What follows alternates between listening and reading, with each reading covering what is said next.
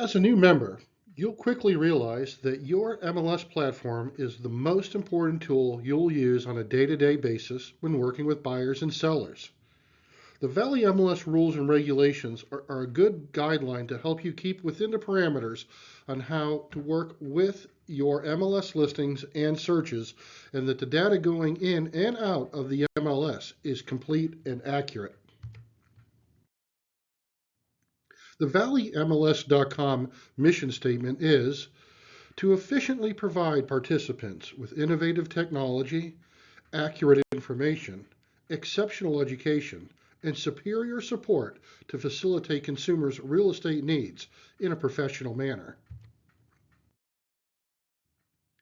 ValleyMLS.com provides our members the platform to cooperate on real estate transactions by providing comprehensive market data, public records data, and a suite of tools to assist brokers and agents via Paragon. Where can I find the MLS rules and regulations? That can be done in 3 different places. One, on your dashboard, when you log in to har.realtor, you will see a quick link area called MLS Compliance. The second icon that you will find in your dashboard is the Paragon MLS icon. And in the Paragon home screen, in the center section, scroll down and you will find the rules and regs, penalty policies, and immediate fine list. You can also find that by going to our public-facing website, har.realtor. Under the Education tab, click on MLS Compliance. Please note that under the penalty policy, you will find the immediate fine list. But in this menu board, you can click on the immediate fine list so that you can view a chart of those frequently violated rules as well as penalty info. This is not to scare you, but simply to plant seeds to pay attention to how you are entering in data into the MLS. Again, it's important to take some time to read those MLS rules and regs, get familiar with it, so no potential fines will be assessed. Let's go ahead and take a look at some of the different classes we have in the MLS. The first being residential. In the residential class, you'll see that there are an array of different property types. The most common being single-family detached. This will be your traditional home that sits by itself on a particular lot without any other structures attached to it. Then we'll move to auctions. And we should note that anytime an auction is listed in the MLS, it must be listed by a licensed auctioneer who is also a member of the Valley MLS. Realtor agents are not to enter auction listings into Paragon. Moving on to C, condominiums, deeded RV travel trailers, which are affixed to land that may be entered into ValleyMLS.com as a manufactured home property type. E, a farm with home. F, investment property. G, manufactured home. And H, manufactured home on a permanent foundation. We'll be going over additional definitions of that property type in just a few moments.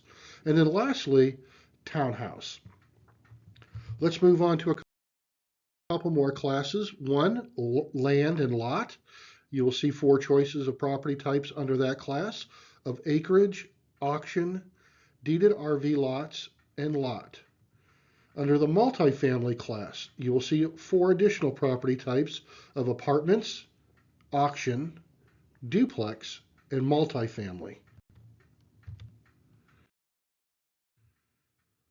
Let's wrap up with 2 additional classes of commercial, industrial, and business.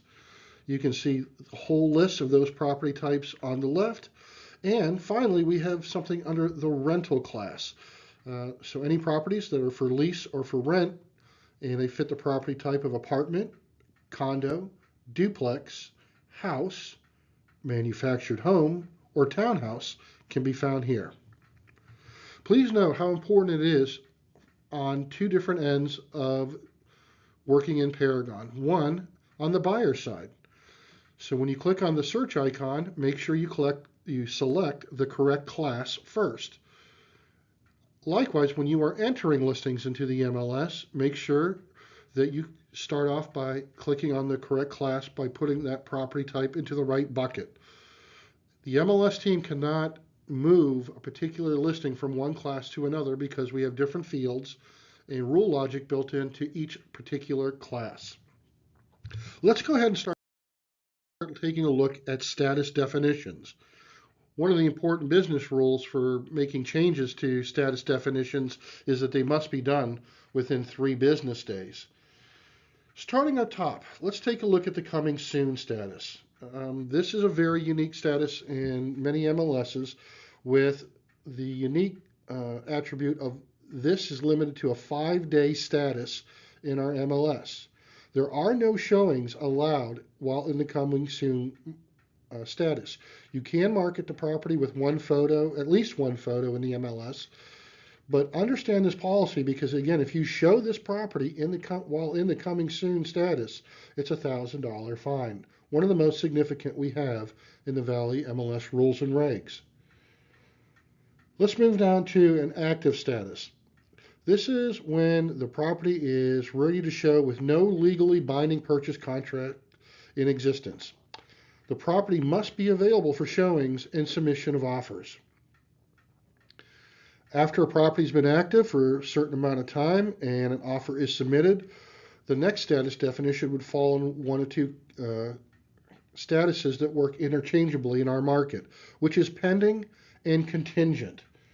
While they are used interactively or interchangeably, they do have unique characteristics for both statuses that indicate that an offer has been accepted, and that must be entered within 3 business days of the accepted offer.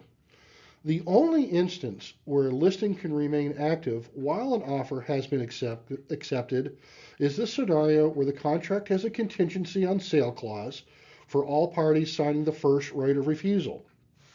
This allows the seller to market the property and shop for another buyer's offer with potentially better terms for the seller. Please talk to your broker or reach out to the MLS department if you have any questions on that particular status. Sold. Congratulations. You've done all your hard work. The contract, all the contingencies have been removed. You went to the closing table and everyone has signed on the paperwork and the property is considered closed. So make sure you enter all closing details accurately and ask for any corrections if necessary to the MLS team so that all future records and CMA reporting and comps are in alignment. Expired. This is in a scenario when you have a listing agreement with a particular end date and that expiration date has been reached. Now, that can be extended with written seller approval, where you would need to maintain the listing in the MLS before that expiration date. Otherwise, you'll need to reach out to the MLS team to update that listing for you with written approval. A canceled status. This is a situation where you have a listing agreement in place, but the buyer, or I'm sorry, either the seller or the listing agent or broker wants to cancel that listing agreement. This is a broker level permission. So what that means is that the listing agent will not be able to change the listing status from active to canceled. That would have to be done by the broker, or you can send an email to MLS support at Valley MLS Support, copying your broker and record for that listing and asking the MLS team to cancel the listing. Finally, we have temporarily off market. This is also a limited status up to 30 days. Just realize that you cannot market or show the property when temporarily off the market. Please get to know this policy because, again, if you show this property, there's an extensive fine system involved with that. Okay, moving along.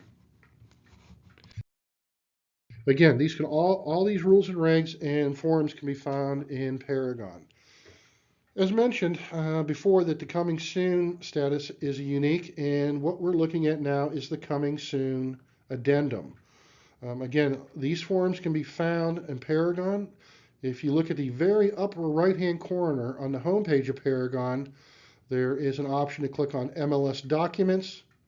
a new page will pop up, and in the very bottom right-hand corner, look at Valley MLS forms, and this is where you would be able to access this addendum as well as other forms and addendums that you will need while conducting business. So let's take a look at the top left-hand note that after you enter in the owner and seller's name, the address, you are going to need to enter in a listing date, entry date. And this is when it is going into the MLS. The next field to the right, you're going to see a field called the expected active marketing date. This is the day you plan for the listing to be converted from coming soon to active. Realize that the system has rules in place that it will automatically make a status update from coming soon to active after 5 calendar days. Now, you are able to, that if for whatever reason that you are in coming soon status and you need to change the listing from coming soon to active before then, you can go into listing maintenance and make that change yourself. Now, you cannot go back from active to coming soon once that change is made. So be very, very certain that when you make that change from coming soon to active, that is the appropriate update in the MLS. Let's look at the middle update where it says this document must be attached to your listing by selecting Add Edit Document in Paragon. So get very familiar with the middle section of the Coming Soon addendum. Many of the bullet points will tell you the parameters of what you can and can't do, as well as potential actions that would result in a $1,000 fine to the listing and buyer's agent if not shown, if the property is shown while in that status. Finally, entry day is day 1. So no matter what time of the day, whether you enter it in at 12:02 a.m.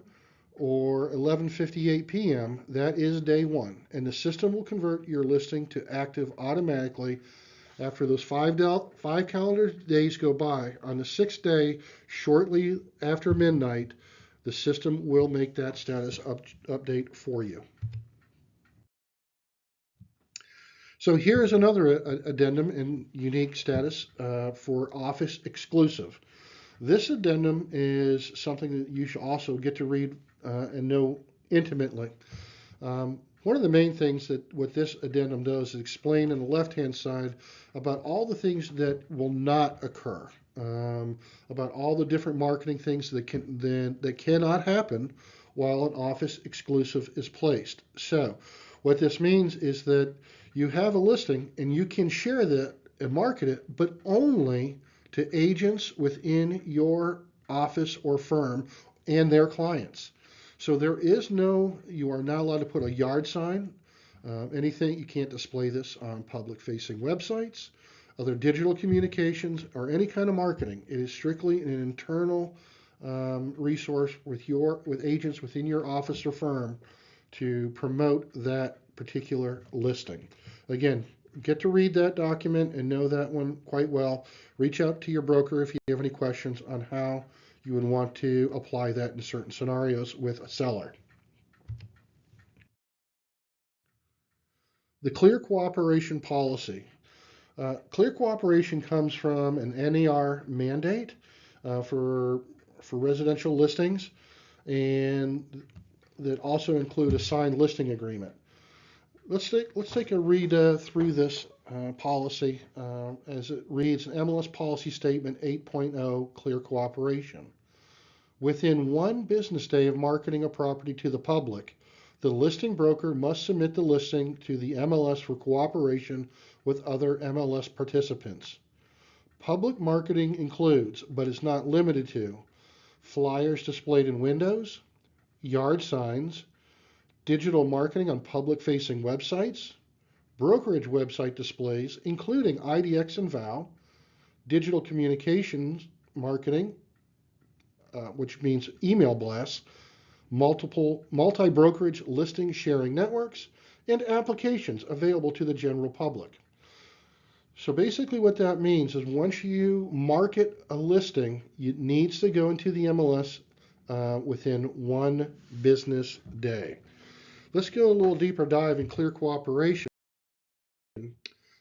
an overview by status. If you look, you'll see three columns for an active listing. So again, if you market an active within one business day, then it needs to go into the MLS. Coming soon, again, within one business day of public marketing, it needs to start going into the MLS. And again, it's the time limit on that status is 5 days. Again, that will be switched over automatically, converted to an active status. And finally, there's your office exclusive, where it's a little bit different, where the required entry is within 3 business days of contract that needs to go into the MLS. But there is still no marketing allowed for an office exclusive, but it needs to go into the MLS. Any questions upon clear cooperation, please reach out to your broker or the MLS team. Photo requirements. One of the things, let's start from the top. All residential and land lot listings in valleymls.com must have a minimum of 1 photo of the listed property before listing is made active in the MLS. Current front elevation is required for a residential listing. Well, what does that mean? Well, having an interior photo of a chandelier or a pool table or something like that, that's not what we're looking for. The front elevation of the residential listing should be very apparent for any kind of consumer or other realtor to look at it and determine what kind of structure and property type that residential listing is. No cloning or reuse of other photos or listing content is allowed except with written permission of the owner of that photograph. No contact information, URLs, agent photo, logos, QR codes, or other promotional information for agents or company is allowed in photos. And lastly, no real estate signs, promo information, or people in photos or any kind of media shared. One thing to note in photo requirements, the minimum size for Paragon, the file size minimum is 640 by 480. If you right click on your photo in your computer in that file, it will give those numbers, and each number, those are the minimum requirements for either side, 640 by 480. You can have a very large photo file, and typically Paragon will adjust it so it will fit into the system. Let's talk about offers of compensation. In Valley MLS, not all listings require compensation in Valley MLS. But when compensation is offered, the amount must be displayed by either 1, by showing a percentage of the gross selling price, or 2, by showing a definite dollar amount. This offer of compensation cannot be conditional except upon closing of the transaction. Bonus amounts offered can be conditional if properly notated. So that's important to understand. If there are certain ranges where a bonus could be offered, make sure that it is definitely spelled out so that you are not on the hook to offer something that was never intended to be. Finally, these amounts are publicly viewable. So again, the most important thing about a good MLS is having complete and accurate information. Bad data in, bad data out is a common saying in the industry. Let's look at the first bullet point. When entering a complete address and driving directions into your listing is really important. So don't use lookup GPS to how to get to a property. An accurate address is really important, but driving directions is equally important. So let's say you said get off on 431 and go 4 miles, houses on the left. That's not going to help most people, right? So be very specific from an endpoint, from a starting point to an endpoint. Bullet point number 2, schools. This is very important. That schools are entered within the appropriate district. Many home buyers use this as one of their highest criteria in selecting a home.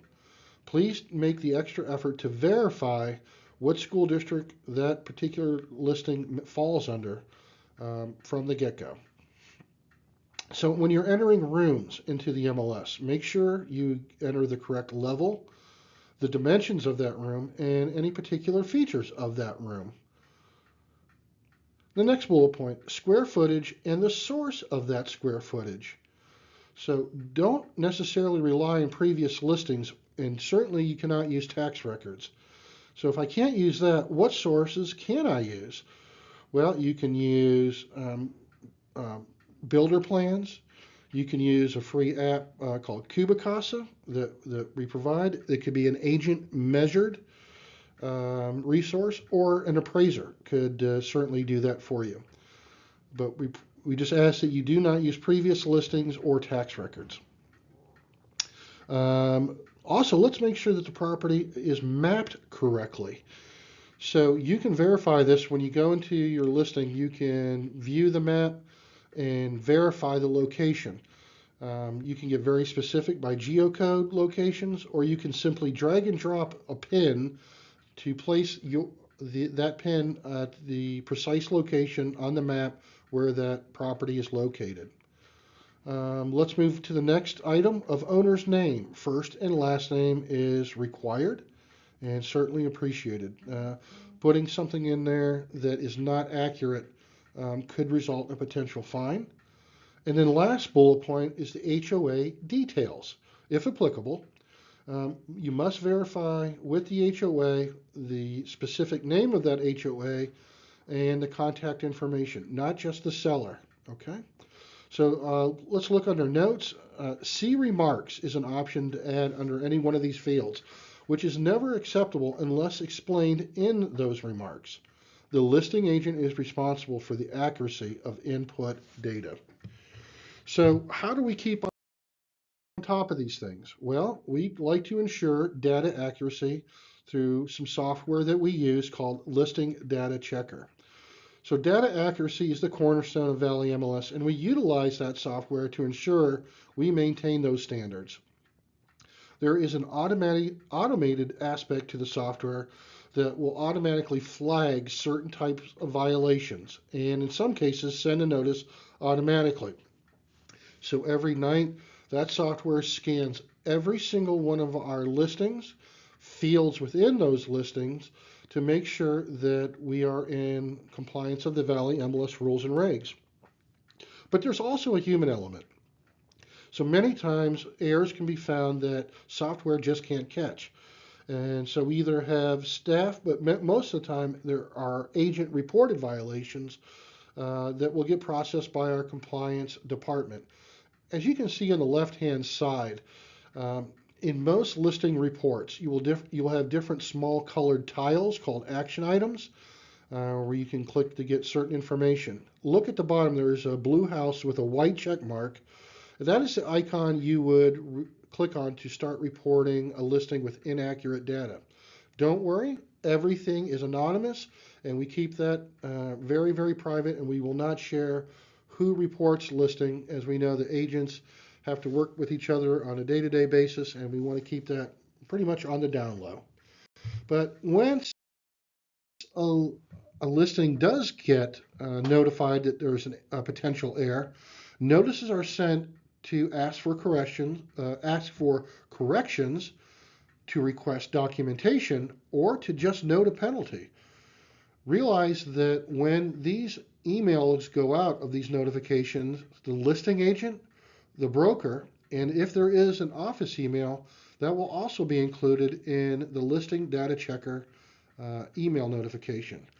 Please make sure to read the information inside the box to the right, especially any kind of notations that are marked in bold or in red. This is where staff has gone in and kind of help you figure out what went wrong, how to fix it, and to reply accordingly that the issue has been resolved.